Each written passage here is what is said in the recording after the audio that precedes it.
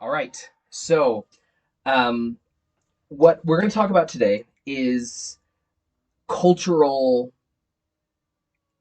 difficulties, cultural issues, cultural differences uh, between me and the ministry here. Things that I've had to adjust to uh, since I've been here. Some of them are funny, some of them are serious, some of them are embarrassing, and it's something in the US, we often don't think about how important it is to recognize different culture. We have this phrase in the US sometimes we talk about the culture war going on in the US. And generally we describe this as a left mindset or a right mindset, a liberal mindset or a conservative mindset. That is not what I'm talking about here. I'm talking about actual culture in terms of uh, the way things are done, even on a very basic level. So we recognize that there are differences between, you know, backwoods, small town in the South or in the Midwest compared to things that go on in a place like New York City or Los Angeles, right? Um, it's not so much about the mindset necessarily, but about the customs. And so that's more of what I'm talking about here. So some of these cultural differences that I've had to go through have been difficult, as I said, and oftentimes uh, the stories I'm going to tell you are I didn't recognize the cultural difference, and that's what made it either funny or not so funny. Um, most of them I can look back on and laugh about. There's a couple that I don't laugh about, but I want to go through a few of these things so that I can. I want to broaden your mindset of what it's like worldwide. Americans are in a really big bubble. Actually, I don't want to say Americans are in a bubble. Everybody's in a bubble, and they think that their culture is normal worldwide. And so when we go somewhere else, oftentimes we're like, man, that's really weird, or I really don't like that, or that's really stupid the way they do this. It's not necessarily that it's stupid, or it's not necessarily that it's weird or that it's bad, it's that it's different. Now, sometimes I can say there are certain cultural things that it's like, what? Why? And it's just that's just the way it's always been done, and that's just how it is. So again, I don't want to put that type of an emphasis. So let's just jump forward now. So the first one I want to tell you about is when I was here in 2010 for a 3 month mission trip. I was here during the summer of the Philippines. That's another cultural thing, right? So like summer in the U.S. is June, July, August. That's not summer here. Summer here in the Philippines starts in March, so it's March, April, May. So just a different thing because it's a different environment. It's their hot time. It's their summertime. So anyway, I'm here for the VBS and I'm wanting to be useful. It's my first time to do a VBS here, and honestly, it was my first time to even be a part of like a leadership part or leading part of VBS, even in the US. I hadn't helped with VBS in the US before because every summer I spent my whole summer at summer camp, church camp things, working there, not at VBSs. So anyway, they asked me to do these certificates, and what they said, Brother Brett, we want you to make the certificates and the ribbons. I didn't understand what they meant by ribbons, and I asked them. I was like, "What do you mean ribbons?" And like the ribbons, the rewards. Oh, okay. So me not knowing the custom of the tradition of VBS here made it to what I thought it would be like in the U.S. and I was very wrong. So I made this page certificate of completion, which I'm not good at. I'm not good at computers. They thought that I was because I'm American, and so clearly I must be good at computers. I'm not. I'm awful with computers, and I'm that's not my jam. And I also really don't like anything formal at all. So it was really not my jam. I was the worst possible person for them to pick for this assignment, but I wanted to be helpful, and they said that's how I could be helpful. So I was like, all right, I'll do it. So I print out these certificates, and I go and I buy ribbon, and I put like a little loop thing on of the ribbon onto the certificate, and I glue it. I don't remember if I glued it or stapled it, one of the two. Uh, and I showed it to them, and they just started laughing because that's not what they meant. So here, it's not just for VBSs. It's like any type of graduation, anything. There is a ton of awards that you get. Um, and that's all. It's very formal. It's very there's a lot of pomp to everything that they do here. I hate pomp, and so it's something that I've really had to get used to. Because for me, I'm like, okay, thanks for coming. See you next year. That's kind of my way for a VBS thing. Maybe not see you next year, but see you at Sunday school or something like that. But like closing program, thanks for coming. Closing prayer. We do a thanks for being here, telling the parents what they learned or whatever. Yeah, that's not what it is here. It's a full on graduation ceremony, and I had no idea. I was not prepared, uh, and so they laugh at me for what I made, and they said, no, no, no, no, that's not what we mean. So what they wanted me to do was I was to print out this little like 1 inch circle thing, and I would print on that thing would be it's like a badge, I guess, a little paper badge, and there would be like best in coloring, best in attendance, best at memory verses, most punctual. What were some of the other ones that they did? I remember one year they did best hygiene, best at writing, most helpful, teacher's assistant, and all of these things. And so we had all of these awards for uh, each grade. So from the preschool all the way through high school, because well, you know what, that year I think we only went through grade 6. I don't think we did high school for that one. We went through grade 6, so every single grade has this long list of awards, and of course it's not fair to only give one best in coloring. So it ends up being like half of each class has the same awards, and to this day, like I've gotten to the point now when we make our own VBSs now, and I tell them I am not in charge of the awards because I don't like doing awards. And if I'm going to do awards and we're going to do best in coloring, that means there is one student per class who gets a best in coloring award, not 10, but one. So I told them like I'm not the person for this. I don't understand the way you guys do it or why you do it, and because I don't understand the why, I can't do it well. And so it was quite funny. And then moving forward, the next year that I was here for VBS, they're like, one of them was like, "Oh, Brett can do the computer thing for the awards," and the ones that were with me before would laugh and they said, "No, no, he really can't." And it was true. I really can't. So so that was an interesting cultural dilemma that I had to go through, and that was probably my first real eye opener to the really big, significant differences in ministry from place to place. And I found out that like for many of the students, those VBS awards are really important to them. So like I was visiting some college students, and they were showing me the rewards that they got or the awards that they got when they were in VBS 10 years before. Like they kept it the whole time. And so it's important to them. So I have no problem with it being done, but because I just really don't understand it, I don't like being the one to do it anymore. So I always delegate that to somebody else. So that was a kind of funny one. Um, a serious one was the way that we communicate. So I don't know if you're aware of this, but worldwide, Americans are known for being blunt, loud, and rude. Maybe that's not a surprise to you.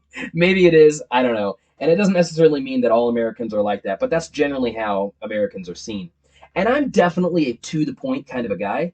And in a culture that you never really go to the point, like you really try to go around as much as possible and just hope that they somehow understand what you're trying to say. That I'm not good at that. I'm really not. So it was after I moved here in 2011. It might have still been 2011, but it might have been 2012. Um, we were at church, and somebody had asked if they could borrow the DVD player, and some DVDs. And I said, yeah, that's no problem. So they borrowed the DVD player, and uh, they had a movie night, and they brought it back, and so it was fine. And then I went to find the DVD player again another time, and it was gone. I couldn't find it anywhere. And I was looking all over, and I was asking people, "Do you know where the DVD player went? Like, I really can't find it." And they were like, "No, I don't know. Maybe somebody borrowed it." And I was like, "Well, nobody asked." And they're like, "Well, you let someone borrow it before, so I mean, they don't need to ask anymore." And I was like, "What? Like, yeah, you you have to ask if you're going to borrow something again." But they didn't understand it that way. So what we ended up doing, what I did, and this is what I did that was wrong because I wasn't sensitive to the way the culture works. The next Sunday, I thought I knew who had it, but I didn't want to single them out. I thought that would be worse, right? So after church, I just made a quick announcement. I was like, whoever has the DVD player, if you can just bring it back because we're going to have a movie night tomorrow night and we need the DVD player. That was not the right thing to do at all. It made this person's whole family really mad at me because I was rude and I was direct and it embarrassed them. And to this day, I have a hard time understanding really the heart of that issue. And what I was told by one of my other friends, they were like, Pastor Brett, so what you did wrong was what you should have said was, can we borrow back the DVD player because we're going to use it? And I'm like, but what? It's my DVD player. Why will I ask to borrow my own DVD player when the one who borrowed it didn't ask to borrow it? Like, I didn't understand it all. And it was just, it's the way it was for this. I don't mean for the whole Philippines, but this area. Because I had allowed them to borrow it before, it meant that it's allowed to be borrowed. And so for me to say bring it back made them feel guilty in a way when to them they didn't do something wrong. And I didn't think someone stole it. So I was like, I know nobody stole it, but I need to know if someone's borrowing it. And so it was just a big clash of culture in that for Americans, you don't touch things without getting permission. You don't borrow things without permission. And if you borrow something and they say they want it back, then you just say, "Hey, I want my thing back. You borrowed it. You've had it long enough. Please give it back to me." That's not how it is here, and that was something I had to recognize. And it took me a while. I was maybe it was pride. I don't know. I was like, I didn't do anything wrong, and I was so focused on the way that it would be in the U.S. that I was at first not willing to see that I should have done it differently. But now recognizing the cultural difference and how things are here, it was it was something that was it was wrong at the way that I did it. To give you some perspective, like culturally here, it's changing now because that part of the U.S. culture of like this is my stuff, you don't touch it, is starting to become more of a thing here. But like then, it was even still at that time, it was still common that if it's somebody that's somewhat close family, like within 4 degrees of being your family, it's totally acceptable for them just to come over to your house, open the door, go to your refrigerator, grab something to eat, and leave. Like that, I was told that that is perfectly acceptable, and I was like, "What?" And so, recognizing that that's how the culture was, especially when it comes to family, um, that's when I was finally able to recognize, okay, I understand now what I did that was wrong, and so I apologized, and so I've really tried to be more aware of those types of things moving forward. So yeah, it was interesting. That was a my bad moment, and I mean I was upset with about it at first too because they were so mad at me, and I was like, what did I do? So this is where I mean really understanding a different culture and being willing to recognize that if you're in a different culture, you're the one that adjusts, and that's difficult. Uh, so we can move on to another kind of funny one. Well, okay, this is a serious one. At the time, it was not funny. I was so mad. So this was my wedding day, okay? And so my wife, Ingrid, was a little bit stressed out. Um, and she doesn't like to handle problems. Like problems happen and just can overwhelm her sometimes. Not always, but sometimes. And so being the chivalrous guy that I am, I decided that if any problems happen on the wedding day, I'm going to take care of them and she's just never going to know about it. That's just the kind of guy I am. So we're getting ready for the wedding. It's the wedding. The it's supposed to start in like 2 hours. We're at the venue, and the minister calls me, and he's like Brett, you filled out your papers wrong. I was like, what do you mean I filled out my papers wrong? Papers wrong. The papers to get married, right? And so he's like, you put the wrong name. It's like, what did I put the wrong name? What are you talking about? And he's telling me and it was on the phone, so he couldn't show me. And so it's on the phone, and he's like, "You put you put your name as Brett Carl Mitchell, but your middle name is supposed to be Goff. That's my mother's maiden name." And I was like, "My middle name's not Goff." He goes, "No, no, Brett, you don't understand. Here in the Philippines, the middle name is always the mother's maiden name. And so, because you're getting married here, we need to change your papers to reflect the way that your name was supposed to be. Your name was supposed to be Brett Goff Mitchell." And I was like, "Sir, do not do that. That is not my name. There is no document anywhere that says Brett Goff Mitchell. My name is Brett Carl Mitchell. And so do not change it. Don't do it that way." And he goes, Brett, calm down. You're not listening to me." And I said, "I'm listening to you. And what you're telling me is that you're going to mess up my marriage." and and so I was like, "No, it's got to be this way. Brett Goff Mitchell is not my name. Do not put that on the paper. Like, I will be mad. I'll be so angry if you put that on the paper, and the U.S. government will not recognize it, and the Philippine government won't recognize it because that's not my name." And he was like, "Brett, calm down. Your name is supposed to be this." I was like, "If that's what my name is supposed to be, fine, but it's not what my name is."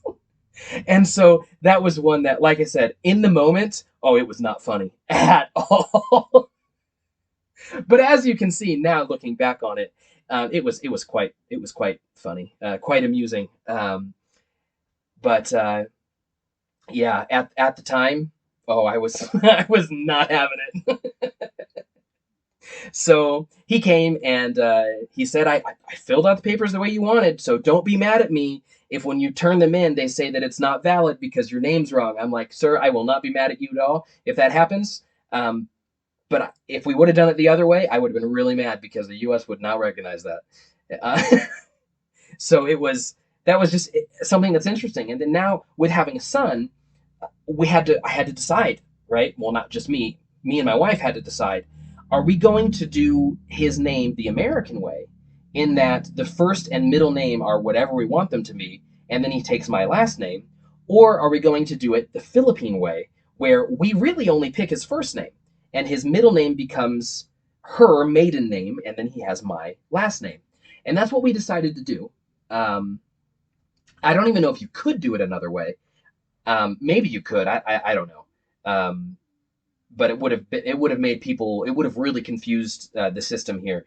And so his middle name is my wife's maiden name, and that's another one that will be challenging moving forward, if he, especially if he studies in the U.S. later on, if we go to the U.S., because my wife's name is Simone. That's her maiden name, Simone. It's spelled Simon. So I know that if any American is going to read Uriel's name, his whole name, uh, they're always going to say it wrong, uh, because it's the I doesn't make the I sound here. Um, so that's something that is another, not so much a cultural thing, but it's something I've really had to adjust to, the way that they use words, the pronunciation that they do. So, for instance, it doesn't always happen. I don't quite understand why they do it sometimes and not always, for words that are not Filipino specific. So, for instance, if we're looking at the Old Testament and we're looking at King Saul, they will pronounce it King Saul because that's how it's spelled. But If they're talking about Paul, the apostle, they will not say Paul. It's still Paul. Um, and so that's why I don't quite always understand it. But the Philippine language, all of the Philippine languages, as far as I know, I mean, there's 200 of them, so I could be wrong. The majority, we'll say it that way, the majority of the Philippine languages are phonetical, like perfectly phonetical. So you pronounce each individual sound. Each letter is pronounced. So officially, like my name, if they're going to pronounce it, sometimes they get confused because it has two T's, and by their rules, I would be Brett. Uh, Nobody calls me that, but sometimes it is confusing having uh, two letters right next to each other. So this is why, what if I'm doing a Bible study in the Old Testament and I'm talking about King Saul, I have to decide, am I going to say the name the way that I would say it in the US, or am I going to say the name the way that they're going to understand it and recognize it? And so, unless it's with my closer group that I've had this conversation with, I will generally say Saul because it's what they will understand. Uh, so a funny example of this one, I was at a helping with a expat camp here, expatriate. So it's non-Filipinos who live in the Philippines. We had a Bible camp, and I was doing the Bible lesson time, and I talked about Satan, and I said it the way that Filipinos would say it. At least maybe not all Filipinos, but in this area, they would say Satan, not Satan. And so that's how I said it. And most of the ones in the group, there was the children. It was elementary grade, elementary age, and then there was high school students that were like the counselors, and then there were some adults there as well. And then when I said Satan, everyone started cracking up because most of them had not heard that before. It's, it's just another one of those examples that there's a difference culturally, and some of that even reflects to the way you pronounce a word, even if it's spelled the same, right? Simone, Simon, Satan, Satan, uh, and so it cracked them up. And so ever since then, when I see a few of them, they're like, "So, Brett, any problems with Satan lately?" So it's kind of followed me for a few years now. But it's something that I've tried to do. I've tried to adapt myself to the way that the culture is in terms of the way they pronounce words, general characteristic type things. Um, like that. Now, in another video we're going to do later, we're going to talk about some cultural things that I absolutely will not adapt to and that I call out on all the time of how it's not good. But these are things that are specifically against what Scripture says. Those are the ones I'm going to call out. The pronunciation of a word has nothing to do with Scripture. So I'm going to be I'm going to be flexible on that. The the manner in which that you do a VBS graduation, Scripture does not say anything about it. So I will be the one that gives way in that. Uh, the the way you will communicate to one another, in terms of like with the borrowed DVD thing, um, I can adjust to the way that they would do it. That's not a scriptural thing. So that's been the struggle though, is balancing and trying to show the balancing between, okay, we're going to do it this way because this is what Scripture says, opposed to, okay, I'll be the one to adjust because this is your culture. And then there's other times it's like, okay, no, you're adjusting to me because the way your culture does this is inefficient and ineffective, and so we can't do it that way. And there's some things, again, we'll talk about it later, that are cultural, that seem simple, but the Scripture has something to say about it. And so I've really tried to push, we're going to do it the biblical way. This is not the American way.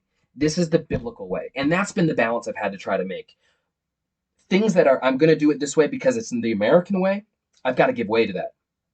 I've got to give way. I've got to bend in that way, because why would I make them American? They're not American. That would be silly of me. But to then also hold the standards of this is the scriptural way of doing things. Um, so it's been the balance, and it's a hard balance to make sometimes. but sometimes it's not so hard. So, yeah.